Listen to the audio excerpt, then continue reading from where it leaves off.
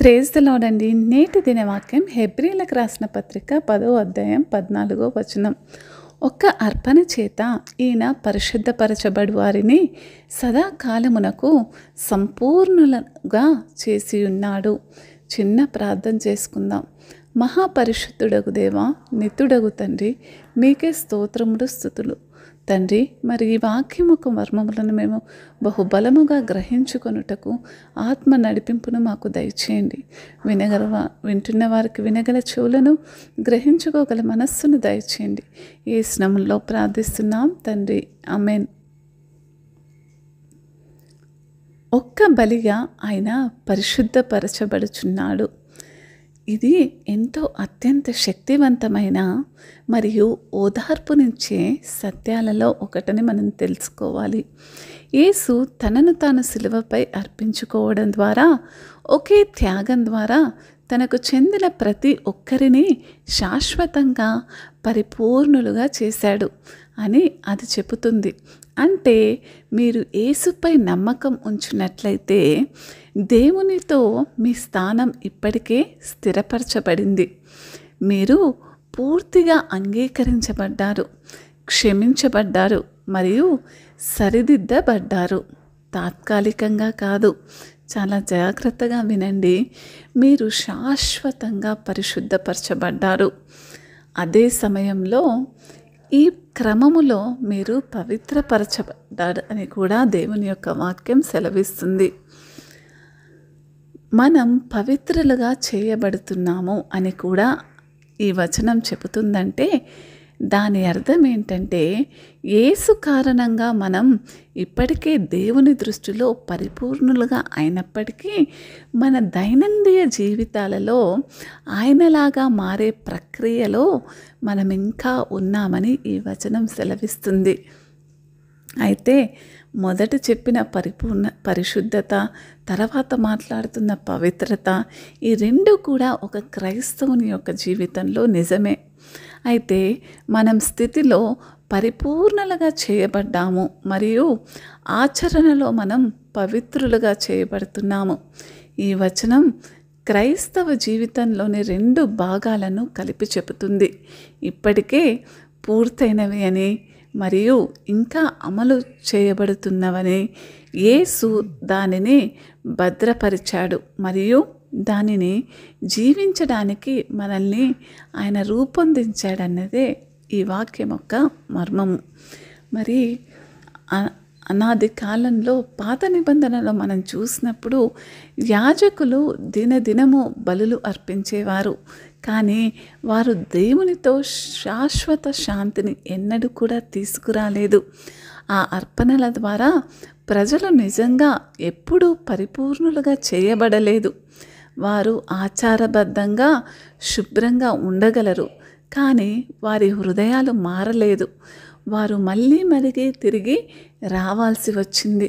తప్పు చేసిన ప్రతిసారి కూడా దేవుని సన్నిధిలో ఒక నూతనమైన బలిని అర్పిస్తూ మరి ఆ పాపము బలి అనే ప్రక్రియ కొనసాగుతూనే ఉంది.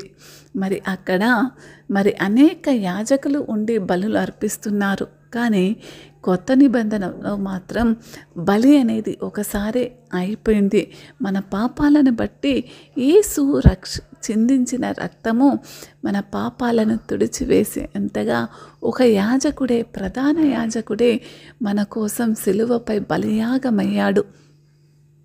యేసు త్యాగం అన్నిటినీ మార్చివేసింది. ఆయన సిలువ మరణం అనేక మరణాలలో ఒకటి కాలేదు, అది మాత్రమే అవసరమైనది. ఆయన తన ప్రాణాన్ని అర్పించినప్పుడు మరి పాత వ్యవస్థ ఎన్నటికీ కూడా సాధించలేని పాపులకు మరి ఆ వ్యవస్థ ద్వారా రాలేని తీర్పు దీని ద్వారా అందించబడింది.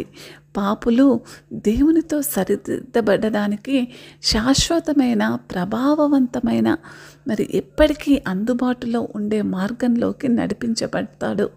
అయితే ఈ లేఖను మొదట చదివి తొలి యూద విశ్వాసులకు ఇది ధైర్యంగా మరియు స్వేచ్ఛ వాదనగా ఉండేది.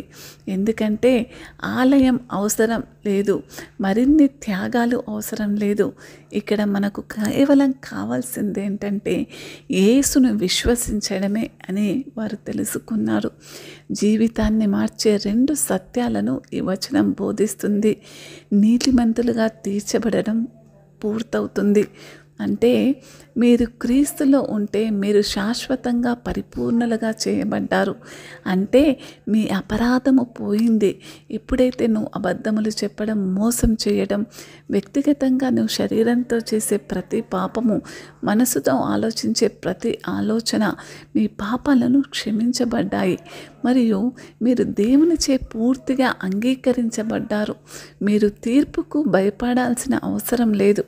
ఎందుకంటే యేసు దానిని మీకోసం తీసుకున్నాడు. మరి రెండోదిగా మనం చూసినట్టయితే పవిత్రీకరణ కొనసాగుతుంది. సరే, మనం ఇప్పుడైతే నీతిమంతులుగా తీర్చబడి మరి పరిశుద్ధపరచబడ్డాము. ఆ విధంగా పరిశుద్ధపరచబడ్డ మనము పవిత్రీకరణలో కొనసాగుతున్నాం. దేవునితో మీ స్థానంలో మీరు పరిపూర్ణులుగా చేయబడినప్పటికీ మీరు ఇంకా పవిత్రులుగా చేయబడుతున్నారు. దేవుడు మీ హృదయాన్ని, మీ ఆలోచనలను, మీ చర్యలను రూపొందిస్తున్నాడు.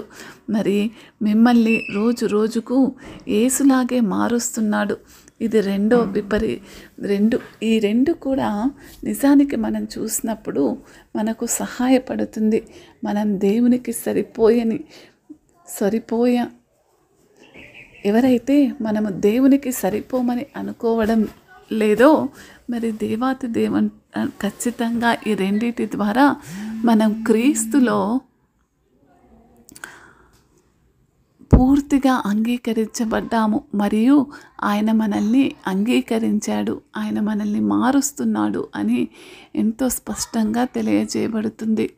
అందుకే యేసు చేసిన ఈ ఒక్క పని ద్వారా సమస్త మానవాళికి కూడా పవిత్రతలోకి మనం నడిపించబడుతున్నాము. అందుకే ఇక్కడ హెబ్రీలకు రాసిన పత్రిక 7వ అధ్యాయం 25వ వచనం కూడా ఆయన తన ద్వారా దేవుని యొద్దకు వచ్చు వారిని సంపూర్ణముగా రక్షించగలడు అంటున్నాడు.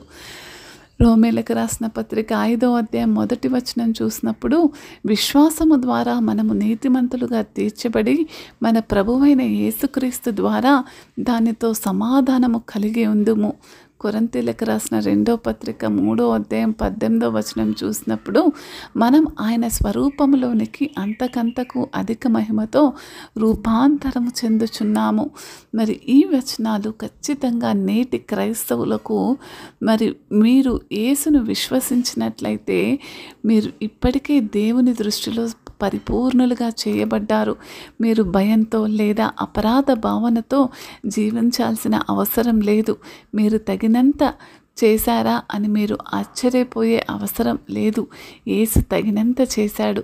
అదే సమయంలో ఈ వచనం దేవుడు మీతో పూర్తి ఏదని మీకు గుర్తు చేస్తుంది. అంటే ఏంటంటే ఆయన ఇప్పటికే మీ జీవితాన్ని రూపొందిస్తున్నాడు, మీ స్వభావాన్ని పెంచుతున్నాడు, మరియు మీరు పవిత్రతలో నడవడానికి మీకు ప్రతి దినము కూడా సహాయం చేస్తున్నాడు. అంటే ఏంటంటే మనము ప్రతిరోజు మన ప్రతి ప్రక్రియలో దేవుని యొక్క ప్రేమను సంపాదించడానికి ప్రయత్నించడం గురించి కాదు, మరి మనము ఆయనలో ఏకమవ్వాలి. ఇదే క్రైస్తవ జీవితం. యేసు చేసిన దానిలో విశ్రాంతి తీసుకోవడం అనేదే మన యొక్క సంపూర్ణమైన చిత్తమని దేవాతి దేవుడు తెలియజేస్తున్నాడు. చూడండి, యేసుక్రీస్తుతో కూడా మరి ఈ సంబంధం ఎంత చక్కగా ముడిపడిందంటే ఒకే త్యాగం మనల్ని శాశ్వతంగా పరిపూర్ణులను చేస్తుంది. ఆయన మనలో నిరంతరం చేసే పని మనల్ని పవిత్రంగా చేస్తుంది. అట్టి అవకాశాన్ని యేసుని మనల్ని రక్షించడమే కాదు, మన రూపాంతరం చెందిస్తాడు మరియు పూర్తి ధర చెల్లించాడు. మరియు ఇప్పుడు దేవుడు మనల్ని సృష్టించిన వ్యక్తులుగా మనల్ని మలచడంలో ఆయన వ్యక్తిగతంగా పెట్టుబడి పెట్టాడన్నది మనం తెలుసుకోవాలి. యేసు ద్వారా మీరు శాశ్వతంగా పరిపూర్ణులుగా చేయబడ్డారు అంటే మీకు అర్థం ఏమిటో ఈరోజు మీరు తెలుసుకోవాలి. మీరు పవిత్రులుగా చేయబడ్డారని తెలుసుకోవడం అంటే మీ ఆధ్యాత్మిక అభివృద్ధిని, మీరు చేసే విధానాన్ని ఎలా ప్రభావితం చేస్తుందో మీరు గమనించుకోవాలి.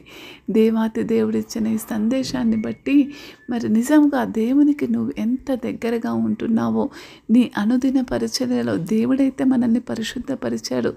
అయితే పరిశుద్ధపరచబడిన ఆయనలో మనం ప్రతి దినము కూడా మరి ఆయన రూపంలోకి, స్వరూపంలోకి మారుతూ ఆయన మనకిచ్చిన ప్రతి ఒక్క మరి అమరత్వాన్ని మనం కాపాడుకుంటూ ఆయన పోలికలోకి నడిపించబడుతున్న మనమందరం కూడా మరి ఆయన రూపాన్ని ఈ లోకానికి చూపిస్తున్నామా, లేకపోతే మన రూపంతో మనము మరి నిజముగా మరి ఒక